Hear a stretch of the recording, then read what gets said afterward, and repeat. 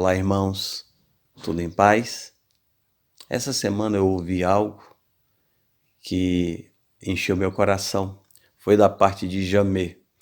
Ele disse que assim como a igreja demorou em responder a Deus, a sair e anunciar o evangelho, que Deus permitiu uma perseguição.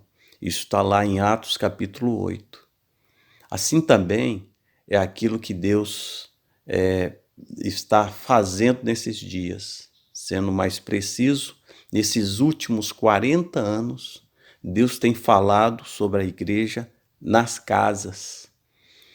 E como a igreja, no sentido geral, ela demorou de responder a Deus, o Senhor então permitiu que houvesse essa chamada pandemia, para que a igreja retornasse para as casas, para os lares. E a nossa expectativa é de uma visitação de uma maneira tremenda do Espírito Santo, de restauração de lares e de uma vida cristã saudável no lar. A igreja no lar. Amém? Que a tua casa faça parte desta restauração que Deus está fazendo na igreja, na face do mundo, na face da terra. Amém? O Senhor é contigo. Graça e paz, queridos irmãos de Vitória da Conquista. Uma alegria muito grande poder conversar com vocês, ainda aqui de forma virtual, né? O Alan me convidou para participar desse tempo com vocês aí de reunião. E, claro, eu aceitei de pronto, né? Porque, não sei se todo mundo sabe, mas eu e a Lene temos um carinho assim muito grande. Temos nutrido um relacionamento e uma amizade, um amor pelos irmãos da Bahia, de uma maneira geral, né? A Lene costuma dizer que ela deve ter um pezinho ancestral na Bahia, porque ela ama a Bahia, né? E em especial em algumas cidades, né? Que a gente tem assim relacionamento com alguns irmãos de maneira mais especial, né? E Vitória da Conquista é um desses irmãos, né? É uma dessas cidades. E apesar da gente não conhecer toda a igreja, mas a gente vai conhecer em nome de Jesus, pode ficar sossegado que nós vamos conhecer a amostra da igreja que a gente conhece, né? Considerando, né, o Jorge como um companheiro de muitos anos, de muitas conversas e encontros, né, de muita troca de informações, de experiências. O Éder, que a gente conheceu novinho, aqui solteiro, aqui ainda em Jundiaí, né? Alan, meu querido Alan e Christian, não vejo a hora de correr 15 quilômetros com vocês aí, viu? Na brincadeira. Eu vou caminhar só vou andar, não vou correr não, tá? Eu vejo vocês correndo e eu vou andando, mas uma pessoa com quem a gente tem tido um relacionamento nos últimos anos de muita amizade, muito carinho, muito respeito. E o Cal, né, o mais recente conhecido nosso aí de Vitória, que a gente tem aprendido também a amar, né? E tem sido uma experiência tremenda. Então, a amostra que a gente tem dos irmãos de Vitória já dá para ter uma ideia de como deve ser bom a gente poder estar com vocês aí. Muito bem, a gente né, preparou aqui uma reflexão, na verdade, não é uma palavra assim, né, uma reflexão, que eu queria pensar com vocês algo que na verdade não é novo, né? Hoje em dia a gente, o que eu vou falar aqui, todo mundo está ouvindo, está todo mundo falando por causa dessa situação que a gente está vivendo, uma situação nova, né, uma situação completamente diferente de tudo que a gente já viveu, mas que está afetando todo mundo, né? Está todo mundo sendo afetado. E eu acredito que isso vai produzir certas coisas, algumas delas talvez até permanentes, nessa mudança que a gente está vendo acontecer, né, na área da saúde, na economia, na área profissional, família, igreja. Então a gente está vendo toda essa situação ocorrer no mundo inteiro, né? Mas eu acho que a gente precisa colocar algumas coisas no seu devido lugar, né, para a gente também não ser tomado assim de um triunfalismo, né, irresponsável, mas também a gente não ficar numa atitude de pânico, né, de medo que nos faça perder a noção da fé que temos e em quem temos. Então eu queria assim fazer algumas considerações com vocês, de maneira bem rápida, né? Ou pelo menos espero que seja rápida, né? Em relação a isso. Primeiro, fazendo um comparativo entre a igreja e o mundo, tá? Bom, o mundo, a palavra de Deus já nos diz assim, ele jaz no maligno, ele tem o príncipe desse mundo, tá certo? Eu não vejo como melhorar o mundo, né, sem Cristo. Eu não vejo que, como alguns estão dizendo aí, que não, nós vamos sair melhores e tal. Eu não consigo ver isso, biblicamente falando. Acho que não será assim. Eu acho que aquele mundo que o John Lennon imaginou, né, e que o Louis Armstrong falou, né, do mundo maravilhoso, eu acho que não vai rolar, não vai acontecer, né? Eu não tenho essa percepção, a não ser que Jesus de fato reine na vida dessas pessoas, né? Então, para mim a questão do mundo é essa daí e pronto. Mas e a igreja? Então, ela está afetada por tudo isso? Óbvio, claro que está afetada, né? Mas ela está afetada porque Deus também, na sua palavra, também nos deixou isso muito claro, né? Jesus, quando ele ora, ele diz assim, não vos peço que os tire do mundo, mas que os livre do mal. Né? Ele diz assim. Também ele afirmou que no mundo passaríamos por aflições. E também disse que a gente passaria pelo vale da sombra e da morte. Então a palavra de Deus, ela nos dá essa indicação de que a aflição, de que a tribulação, que a provação, ela está aí, né? E a igreja está sujeita a todas essas coisas. E não dá para a gente negar que vai afetar aquele triunfalismo, porque já afetou, né? Já mexeu com tudo, né? Tá tudo aí. Eu costumo dizer que as cartas estão todas na mesa, está tudo exposto e a gente precisa considerar isso, né? Tivemos assim uma quebra drástica na nossa rotina e a gente tem que então, diante de tudo isso, compreender o que é que Deus está querendo falar com a gente e fazer na nossa vida, né? Então eu acho que esse é um fator importante. Então eu tracei alguns pensamentos aqui que eu queria compartilhar com vocês rapidinho, né? Um deles é o seguinte: o Senhor continua no trono, amém? Continua no trono, inabalável. Deus está assentado no trono inabalável. Agora veja, ele não está assentado nesse trono inabalável de forma indiferente. Ele não está lá sentado lá, olhando para o nada, para o vazio e não vendo a situação como ela está estabelecida, né? Deus é um Deus compassivo, misericordioso. Deus está atento ao clamor do seu povo, né? Mas o seu trono é um trono inabalável, mas ele continua no controle de todas as coisas, tá certo? Uma outra questão que eu queria colocar aqui, importante assim nesse momento, né, de mudança, é que a gente tem que se adaptar às tecnologias.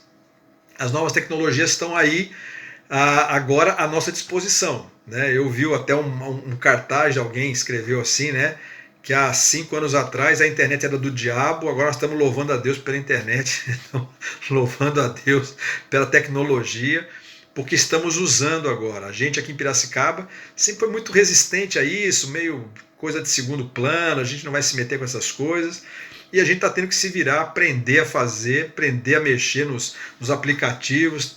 Por quê? Porque a gente tem isso como uma ferramenta hoje, né? De edificação, para a gente poder se comunicar, e temos que usar isso sim a nosso favor, né? A gente tem que usar essas coisas agora em favor do reino de Deus, a nosso favor, né? Para ajudar no nosso tempo de edificação, de compartilhar, né? Então isso é importante. Outra coisa que eu queria dizer assim é que a nossa espiritualidade ela foi exposta. A nossa espiritualidade foi colocada à prova agora. Então, quando a gente fala, né, a respeito da espiritualidade, eu estou falando assim dessa atitude espiritual, religiosa, muitas vezes, que a gente tem e que agora ela está sendo provada se ela é verdadeira ou se ela é falsa.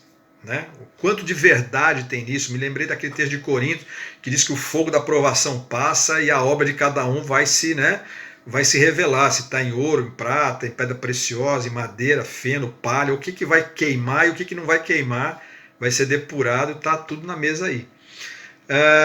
Então, assim, a gente está sozinho, entre aspas, sozinho. A gente não tem mais os recursos, as muletas, né, que a gente tinha na grande reunião, do louvorzão, de você poder chegar, sentar ali na sua cadeirinha de sempre, naquele mesmo lugar que você senta há 20 anos, e ali aproveitar aquele momento e levantar a mão, né, e tal, e orar, fechar o olho, e vira para o seu irmão e diga isso, diga aquilo, enfim. Essas coisas desapareceram, a gente está sozinho, sem esses recursos. Né? Então a gente tem que buscar experimentar a presença de Deus no nosso lugar secreto. O famoso lugar secreto agora tem que ser uma realidade. Nós temos que buscá-lo aí, né? E não nos salões. Temos que considerar aonde e em quem está colocada a nossa fé, a nossa segurança, a nossa confiança, a nossa esperança. Porque a gente fala que a gente confia em Deus, que a gente espera em Deus, que a nossa segurança é o Senhor, mas agora nós estamos numa situação em que a gente tem que botar isso à prova, né, para que a gente possa de fato experimentar da segurança, da confiança e da esperança que só Ele pode dar. Né? A gente tem visto no mundo todo a segurança das pessoas, a confiança que elas tinham em algumas coisas escorrendo pelos dedos, as coisas estão dissolvendo, elas estão simplesmente derretendo, né? O sistema está em colapso e a gente vê isso claramente nas pessoas que tinham a sua segurança apoiada nisso. Então a gente precisa provar, né, dessa segurança. Nossa segurança está nas coisas eternas ou temporais? A nossa segurança está e confiança está no noticiário da televisão ou está naquilo que a palavra de Deus diz ou está em Cristo? Então a gente precisa colocar isso à prova também. Temos que olhar para a nossa família, esposa, filhos, de maneira geral, e ver nela a igreja que deve ser pastoreada. Ou seja, a igreja a ser pastoreada nesse momento é a minha casa, é a minha família, eu não tenho para onde correr mais, não tenho onde ir. Né? Acabei de fazer uma reunião agora no meu grupo caseiro aqui online, mas, acabou online, desligou a monitor, a minha ovelhinha está aqui, a Lene está aqui, eu tenho que dar conta dela. Né? Então é o momento realmente de voltarmos para casa e assumirmos aquele famoso culto doméstico, né? Culto doméstico, tão famoso nos anos passados, nas décadas passadas, e agora todo mundo só fala em culto doméstico, ou seja, precisamos voltar a fazer isso. Retomar essa realidade que não deveria ter nunca desaparecido, mas é fato. A gente perdeu a mão de fazer essas coisas, agora temos que orar juntos, temos que ler a palavra juntos, temos que conversar, temos que acertar as coisas, né, entre nós. Temos que crer que o mesmo Espírito Santo que nos dá ousadia para orarmos em línguas, profetizarmos, adorarmos a Deus, impormos as mãos sobre os enfermos em nossas reuniões gerais, a gente faz isso tudo na reunião geral, né? Na reunião geral nós estamos cheios do fogo de Deus, do Espírito Santo se movendo e tal. Agora é a hora dessas coisas acontecerem dentro de casa, né? Da gente experimentar esse poder do Espírito Santo dentro da nossa casa, com aqueles que estão conosco, e acreditar que o Espírito Santo pode se manifestar agora na cozinha, pode se manifestar no quarto, na sala, na lavanderia, no banheiro, né? O Espírito Santo está com a gente se manifestando aonde a gente estiver agora, e a gente só tem a casa para ir, tá certo? Exercer os nossos ministérios com os dons que Deus nos deu, não dependendo de presbíteros, diáconos, líderes de igreja na casa, líderes de grupo caseiro, né? Então a gente tinha nessas pessoas às vezes aquela figura de que só acontece com eles. Não, Deus nos deu dons, nos deu ministérios, e nós precisamos começar a exercer o sacerdócio universal dos santos, precisa ser uma realidade em nós, né? É óbvio que algumas congregações, a gente conhece, vocês devem ter aí também perto de vocês, congregações que estão sofrendo muito mais com isso. Denominações que estão realmente com a situação complicada porque estavam muito apoiadas naquela estrutura de prédio, de templo, de títulos, né? Então essa hierarquia toda. Então isso tudo hoje faz com que a igreja sofra muito nesse sentido. Mas nós, na verdade, a gente já tem essa palavra, a gente já tem essa questão em nós, e é importante que a gente entenda e traga, né, a memória, puxe na memória aí as coisas que a gente já sabe. Outra coisa que eu queria destacar, que eu acho que é importante nesse momento, nós vamos passar por uma situação econômica, profissional, financeira, acredito eu, muito complicada, dependendo da cidade, da região. Eu queria que você assim pensasse que pode ser sim uma oportunidade, não é? De Deus fazer algo novo. Então, um momento de você reinventar a sua vida profissional, financeira, descobrir que você pode fazer outras coisas, descobrir como é que você pode organizar melhor a sua vida profissional e financeira, né? Aquela velha história, não sei se todo mundo conhece, da vaquinha, né? Eu não vou contar a história aqui, mas alguém deve saber, a vaquinha que é chutada para o abismo, e era a vaquinha que era o único recurso daquele sitiante, e que ao ser jogada para fora ele descobre outras possibilidades. Eu acredito nisso, que vão surgir oportunidades, situações novas que você vai descobrir em Deus, por isso precisa buscar sabedoria do alto, né? E criatividade para fazer isso. Temos que ser mais solidários, socorrendo, repartindo com os menos favorecidos, a começar dos nossos domésticos da fé, as bênçãos espirituais, emocionais e materiais. Eu creio que é um tempo de a gente olhar para fora, a gente acudir o aflito, o necessitado, um telefonema, uma cesta básica, uma oração, uma palavra, né, o pagamento de alguma coisa que possa ser feita, enfim. A gente vai perceber que a igreja vai se movimentar nesse sentido e precisa. Atos 4, 32 a 35 precisa funcionar de fato e ser uma realidade entre nós, tá? E temos que proclamar o reino. Temos que proclamar o reino de Deus. Temos que falar de Jesus, temos que dizer que Jesus é a resposta, mesmo através de mensagem, pelo muro do vizinho, a gente mandando bilhete. Aqui a gente fez um bilhetinho que a gente distribuiu aqui na Redondeza, se colocando à disposição e falando que a gente está orando por eles. Se tiver algum pedido de oração, para mandar um zap nesse telefone aqui, botamos o nosso telefone. Enfim, a gente não podemos perder isso, a gente tem que manter firme esse alvo de proclamar o Evangelho e mostrar que ele está, vamos dizer assim, que ele está aí para ser a resposta das pessoas, né? Bom, em resumo, nós temos que praticar, na verdade, aquilo que durante décadas nós temos crido, ouvido e falado. Temos que valer todas aquelas frases de efeito que a gente tem nos nossos estudos, na nossa pregação, como, por exemplo, a igreja jamais será mais forte do que as famílias que a compõem. Então, quer ter família forte, igreja forte, famílias fortes. Então, é uma frase que a gente usa o tempo todo, agora tem que funcionar, tá certo? Então, coisas dessas frases que a gente sempre usou, tem que fazer valer mesmo. E como diz o Jamê, né, esses dias atrás falando com a gente, que a gente falou tanto sobre igreja nas casas, falamos tanto sobre a igreja estar na casa, mas a gente demorou tanto para ir que Deus deu um jeito de botar a gente dentro de casa para fazer isso funcionar, né? Bom, para terminar, minha expectativa depois desse tempo. Então, como eu já disse, para mim o mundo não vai melhorar, né?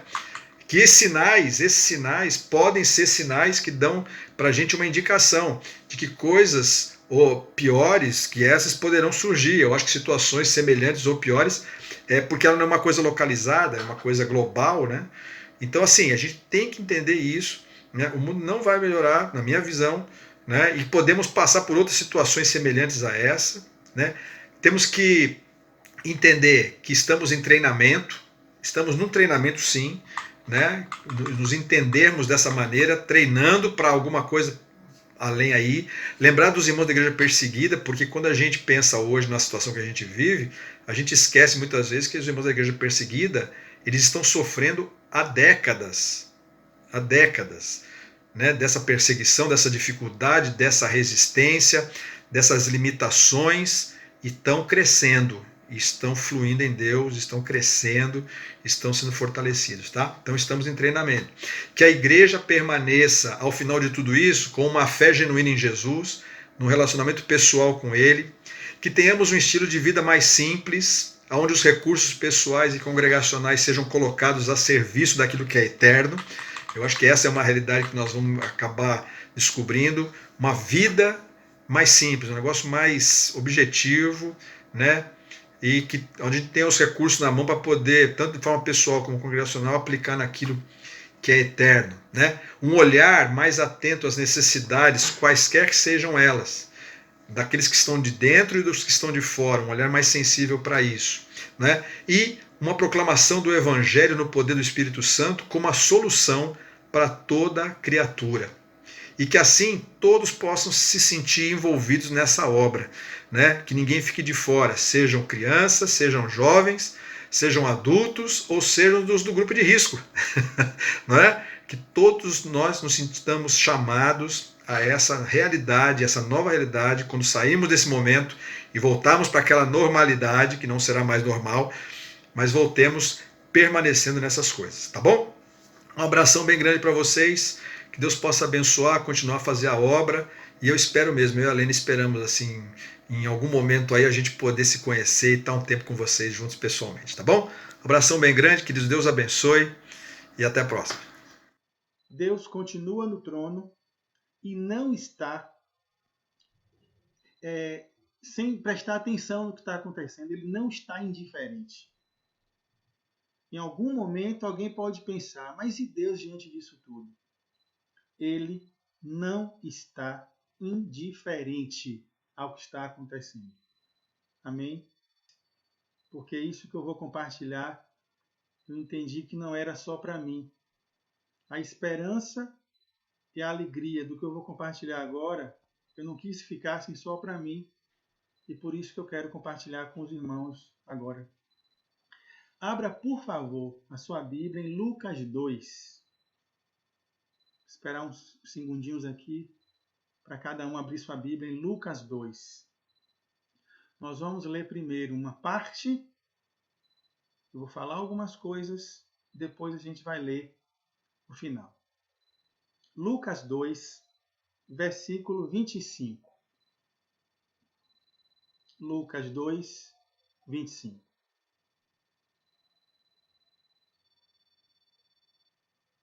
Amém? Vamos ler. Havia em Jerusalém um homem chamado Simeão.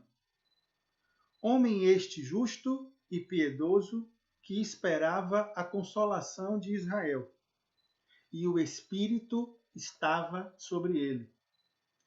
Revelara-lhe o Espírito Santo que não passaria pela morte antes de ver o Cristo do Senhor.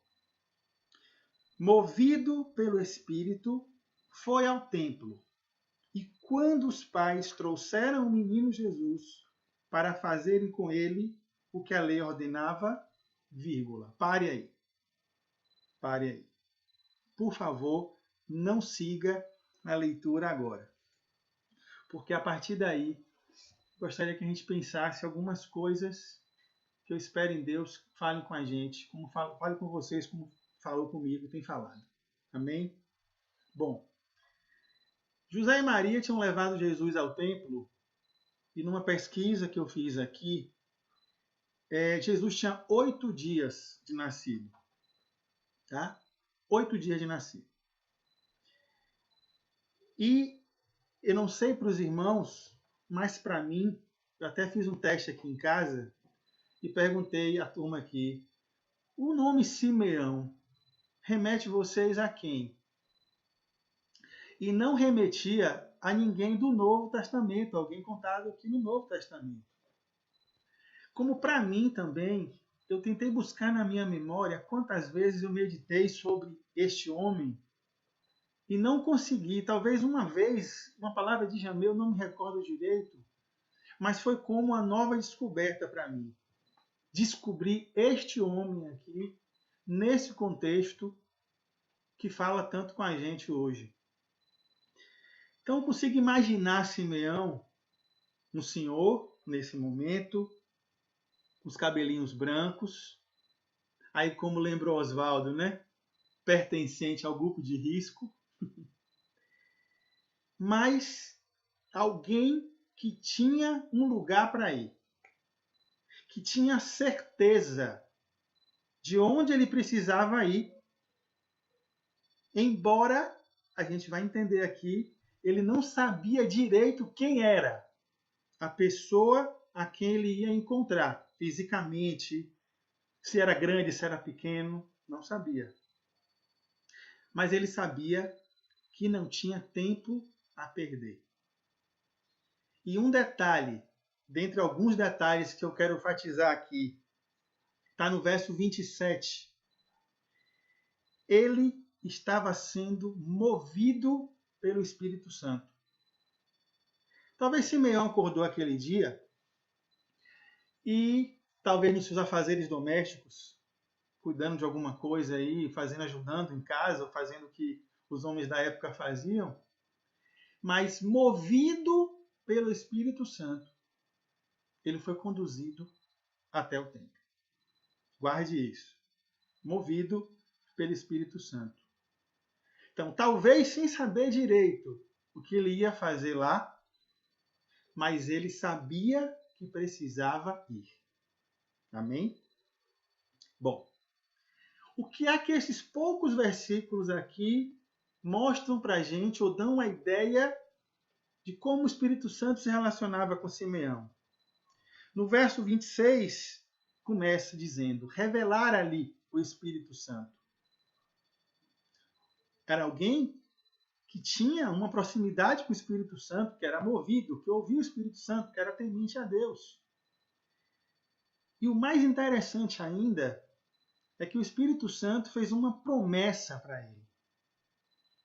Irmãos, como eu espero que essa promessa feita para Simeão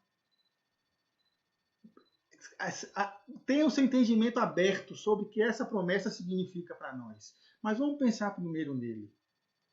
E no verso, na sequência da leitura, está prometido para ele que ele não passaria pela morte sem ver o Cristo de Deus.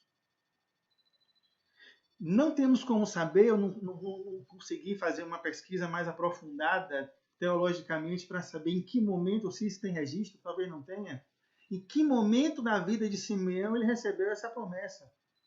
Se na sua infância, na sua juventude, já na idade adulta. Mas isso para a gente agora pouco importa. Porque o que nos importa saber aqui agora é, ele tinha uma promessa. E que promessa? Quantas promessas, irmão, você já recebeu na sua vida? Mas eu te pergunto, quantas promessas tem a importância dessa promessa que Simeão recebeu? O que é que você faria, meu irmão, minha irmã, se essa promessa fosse feita a você? Olha, você não vai experimentar a morte. Você não vai passar pela morte até que veja o Cristo de Deus. Veja. Como é que você se comportaria se recebesse essa promessa? Afinal, estava prometido para você, como foi prometido para Simeão, que ele se encontraria com o próprio Filho de Deus. Bom, pelo texto, a gente pode tirar aqui alguns efeitos que essa promessa causava na vida de Simeão. O primeiro deles está dito aí, ele vivia a expectativa da salvação de Israel, da consolação de Israel. Olha o que essa promessa fez na vida dele, ele vivia essa expectativa, e a palavra viver, o verbo viver tem muita força aí. Porque fala de buscar, fala de aguardar, fala de não desistir. Amém? Ele vivia a expectativa da salvação de Israel. E o segundo efeito, que certamente causou, ele era um homem atento e apostos. Sempre atento e apostos. Tão apostos que no momento em que ele foi conduzido pelo Espírito Santo para ir ao templo, ele foi. Ele não titubeou. Ele foi ao templo. A gente pode aqui imaginar este caminho dele, da casa dele até o templo. Os vizinhos falando, e aí, Simeão, bom dia, Simeão, vai comprar o pão hoje, Simeão, não sei. Mas eu imagino um homem que não se distraiu no caminho para chegar até o templo. Então, primeira coisa, ele vivia essa expectativa da salvação de Israel. Guarde, ele tinha uma promessa. Segundo, ele era um homem atento e apostos. Apostos para obedecer, para ouvir a voz do Espírito Santo. Terceiro, ele não sabia como era o Cristo, mas sabia que ia encontrar. Ele não sabia quem era, mas ele sabia que ia encontrar. E o quarto, ele esperava. Ele não exigia, ele não se apressava, ele apenas esperava. E aí, meus irmãos, o que é que nós temos em comum com Simeão? Se é que o Espírito Santo já não está te revelando nesse momento aí. O que é que nós temos em comum com esse irmão? E que o Senhor trouxe aqui para mim, na minha leitura, meditando sobre isso, é que nós também temos uma promessa. Também nos foi dito que Cristo virá. Eu coloquei aí no título, foi o título que colocamos aqui, um dia para ser aguardado. Que dia é esse? Que dia é esse dia para ser aguardado? Para muita gente hoje, como bem disse Oswaldo, é o dia do fim da pandemia. Se nós perguntarmos a muitas pessoas hoje, qual é o dia que você aguarda? Ah, eu aguardo o dia que isso tudo voltar ao normal. E um dia desses aqui, orando em casa, eu comecei a fazer essa mesma oração. Senhor, que isso passe logo e que tudo volte à normalidade. Irmãos, impressionante como foi imediato. No momento que eu disse voltar à normalidade, o Espírito Santo me incomodou e me veio a seguinte pergunta: a que normalidade? A que vida normal a gente quer voltar?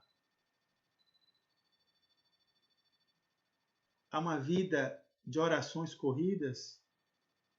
A uma vida onde a maior parte da nossa força, da nossa energia vai sendo canalizada para o trabalho, para as tarefas de casa? É essa vida normal que a gente quer voltar? Certamente não. Certamente o que o Senhor tem para nós é uma vida diferente. Isso que Oswaldo acabou de dizer, o mundo pintado por John Lennon, Imagine on the People, e aí por aí vai. A Bíblia diz, o mundo jaz no maligno.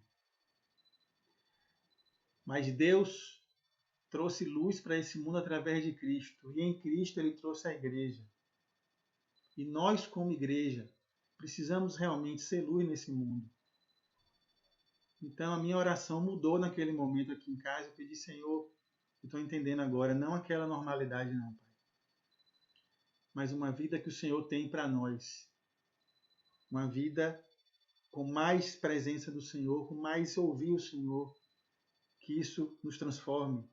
Então, irmãos, nós também temos a promessa, mas não mais da primeira vinda, como foi para Simeão. Agora da segunda vinda.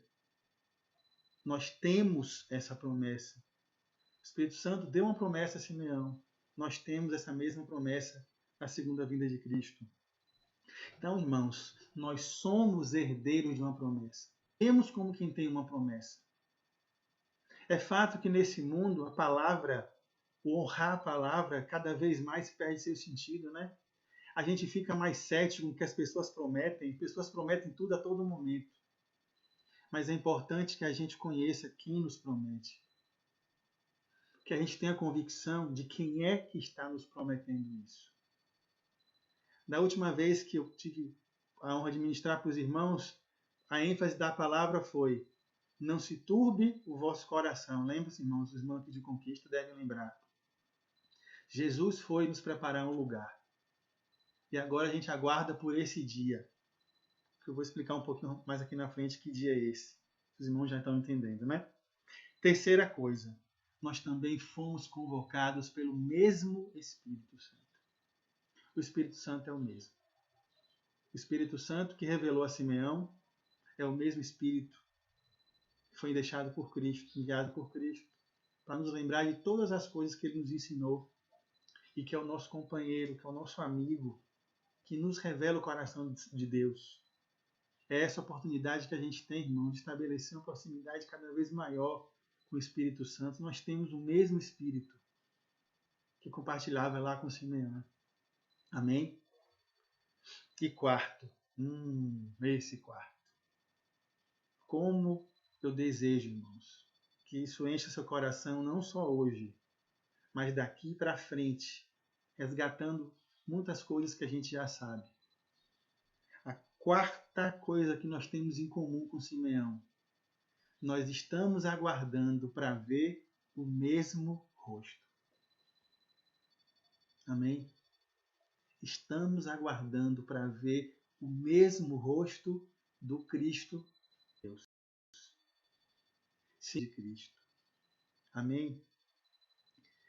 Abra sua Bíblia, por favor, rapidinho, em Romanos 8, 24. Romanos 8, 24 e 25.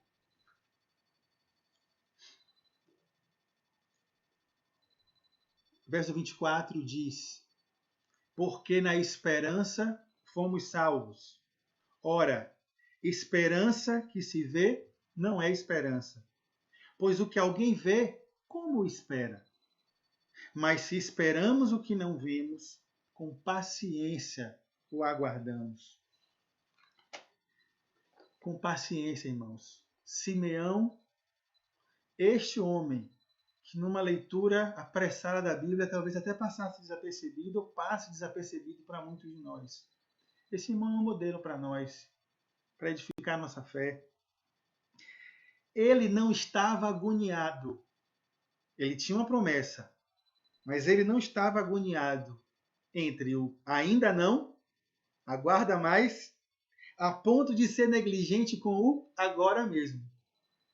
Então ele vivia entre o ainda não e o agora mesmo.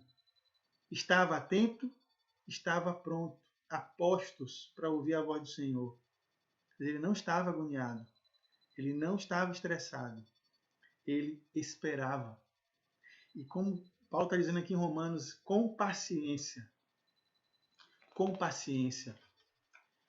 Como a palavra paciência certamente fala conosco de uma forma diferente nesse tempo de isolamento, de afastamento, de quarentena. Não tem sido raros os casos de pessoas com problemas psicológicos que estão se sentindo confinadas, com efeitos até físicos, de falta de ar, de ânsia e tudo mais. Mas o que o Senhor pede que a gente nos ordena, na verdade, né? Não é nenhum conselho, é uma ordem. Vamos esperar com paciência, como fez Simeão. Repito, a gente não sabe por quantos anos ele esperou, mas sabemos que ele esperou. Amém? Apenas anote esse texto, não precisa ler. 2 Pedro 3, 10 e 11. 2 de Pedro 3, 10 e 11. Está dito lá que o dia do Senhor virá como um ladrão. E por mais tecnologia que a gente tenha hoje, né, casas com câmera, imagem que vai pela internet, quando a gente viaja, monitora a casa, mas ladrão ainda não manda dizer o dia que vai roubar. Bom, pelo menos os irmãos que não são de Conquista aí de Salvador e algum outro lugar que está nos assistindo, aqui em Conquista ainda não é assim. Ladrão ainda não avisa quando é que ele vai roubar. O texto diz que o dia do Senhor virá como ladrão. A pergunta que eu me faço e faço para os irmãos. Então, meus irmãos, como é que nós deveremos esperar esse dia? Já que é um dia que a gente não sabe, só o Pai sabe o dia. Pensando no exemplo de Simeão, vivendo de uma maneira santa e piedosa. Esperar o dia do Senhor de forma santa e piedosa. Porque, meus irmãos, esperança, esperar não é desculpa para a gente ser irresponsável com o presente, com esse tempo presente. Amém? Não é desculpa. Ah, estamos esperando. Mas esperando não é agora ainda, mas vai chegar. Esperando de forma responsável, fazendo aquilo que o Senhor espera que a gente faça, vivendo de forma santa e piedosa. Amém? Como é que nós encaramos o fato de esperar? Como é que a gente encara esse fato? Temos paciência? Alguns são mais agoniados que outros? Será que às vezes a gente aguarda tanto que perde a capacidade de procurar? Volta a Simeão, irmãos. Ele sabia que tinha que ir ao templo, mas ele tinha uma esperança que pautou a vida dele durante muito tempo da sua vida, eu acredito. Mas ele procurava, será que é hoje? Será que é ele? Imagina ele chegando naquele dia procurando o templo, será quem é que eu vou encontrar? Eu vou reconhecer, eu vou saber quem é, né? Talvez aqui alguns dos irmãos já tenham passado pela experiência de, ou numa rodoviária, ou no aeroporto, alguém lhe esperar e você não sabe quem é, lá com a plaquinha com o seu nome na mão, fala assim, ó, eu não sei quem é, mas eu sei que vai estar lá me esperando. É assim que a gente deve aguardar. Foi assim que Simeão aguardou. Mas nós não podemos deixar de buscar, de procurar, tido liberdade, como teve com Simeão, de mudar os nossos planos. É bem provável que não estava no planejamento de Simeão ir ao templo aquele dia. Mas ele foi conduzido pelo Espírito Santo e se encontrou com Jesus. Ele se encontrou com Jesus, porque ele foi guiado e obedeceu e permitiu que o Espírito Santo mudasse os planos dele naquele dia. Amém? Que o Senhor tenha liberdade para alterar os nossos planos em função da promessa que nós temos.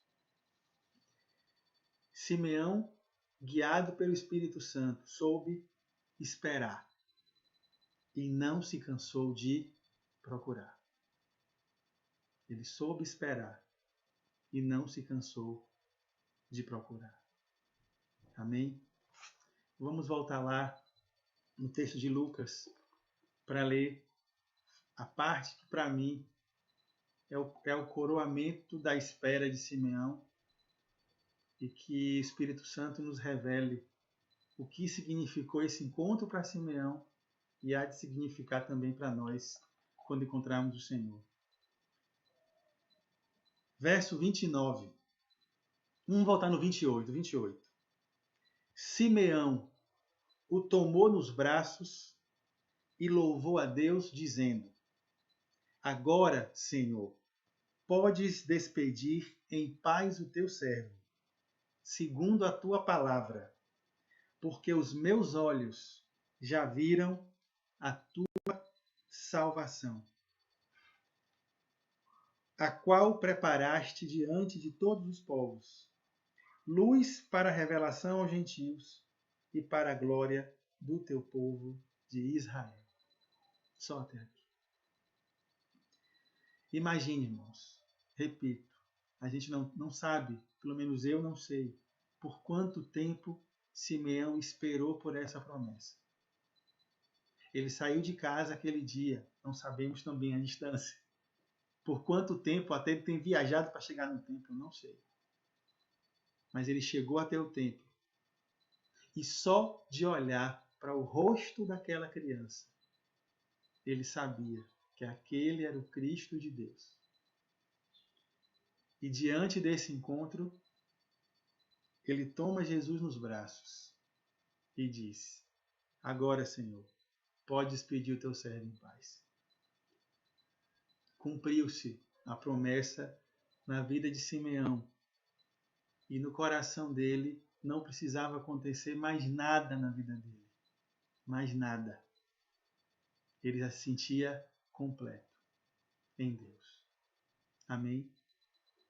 Bastou olhar para o rosto de Jesus e ele entendeu que era hora de voltar para casa. Nós estamos agora, muitos de nós, dentro de casa.